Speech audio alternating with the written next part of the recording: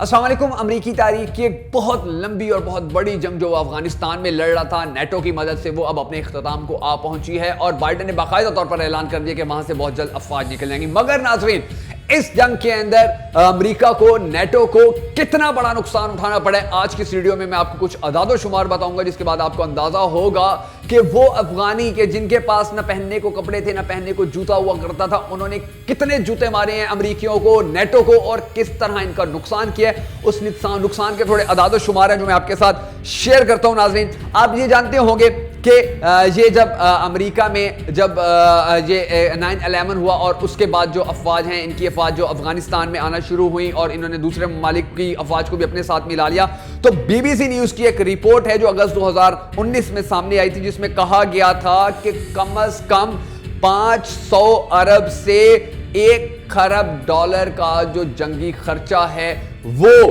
یہاں پر ہوا ہے، یعنی کہ اس جنگ کے اندر اتنا زیادہ خرچہ ہوا ہے۔ اور اس کے ساتھ ساتھ 2011 سے 2012 تک افغانستان میں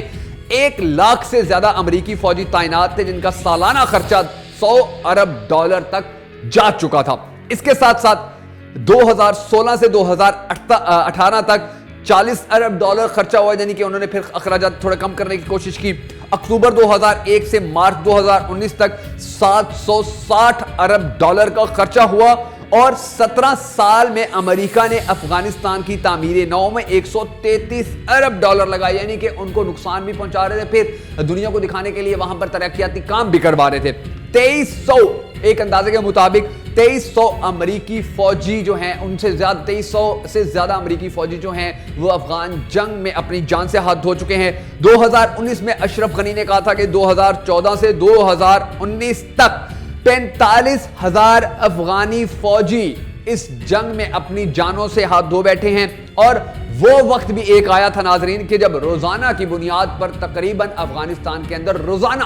30 سے 40 فوجیوں کو جو افغانی ہیں وہ ٹھکانے لگا دیتے تھے، یعنی کہ ان کو نشانہ بناتے تھے اور ان کی زندگیاں چھین لیا کرتے تھے۔ اتنا بڑا نقصان ہوا ہے، کئی سرمنیاں ہوئی ہیں بہت بڑی بڑی امریکہ کے اندر کے، جس کے اندر جو امریکی فوجی ہوتے تھے ان کے بوٹ صرف رکھے جاتے تھے کہ جی وہ بوٹ پہن کے گئے لیکن اب وہ نہیں آ سکے، اور ان کے جو بوٹ ہیں، یعنی کہ اور بھی بہت ساری ایسی سرمنیاں ہوئیں کہ جن کے اندر بتایا گیا، دکھایا گیا کہ امریکہ کو کتنا بڑا نقصان ہوا ہے۔ اب یہ صرف آپ ان کا یہ نقصان دیکھ لیں کہ ان کے اربوں ڈالرز جو ہیں وہ انہوں نے اس جنگ میں جھونک دیے، اپنے 2300 سے زیادہ فوجیوں کی انہوں نے جو ہے اپنا نقصان اٹھا لیا۔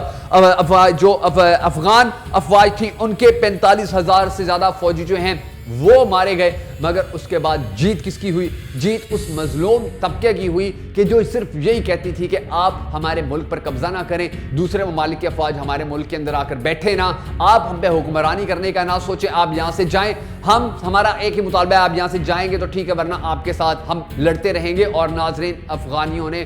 واقعی ہی یہ تاریخ کی ایک بہت خطرناک، بہت طویل جنگ جو ہے اپنے نام کی ہے، اور امریکہ اور نیٹو سمیت جو افغان افواج ان ممالک کے ساتھ مل کر افغانیوں کے خلاف لڑ رہی تھی، ان کو بھی بدترین نہ صرف شکست دی بلکہ بہت بڑا نقصان بھی دیا ہے۔ تو یہ نقصان جو ناظرین وہ دینے میں کامیاب ہوئے، اس میں یقیناً صرف اللہ کی نصرت، اللہ کی مدد شامل تھی، اور ان کا جذبہ ایمانی تھا۔ وہ یہ جانتے تھے کہ ہمارے اوپر کفار کسی صورت آ کر نہ قبضہ کریں، نہ وہ ہمارے اوپر آ کر حکمرانی کریں، اور یہی وجہ تھی کہ اللہ تعالیٰ نے ان کو طویل جنگ کے بعد یہ کامیابی دی ہے۔ اگر آپ بھی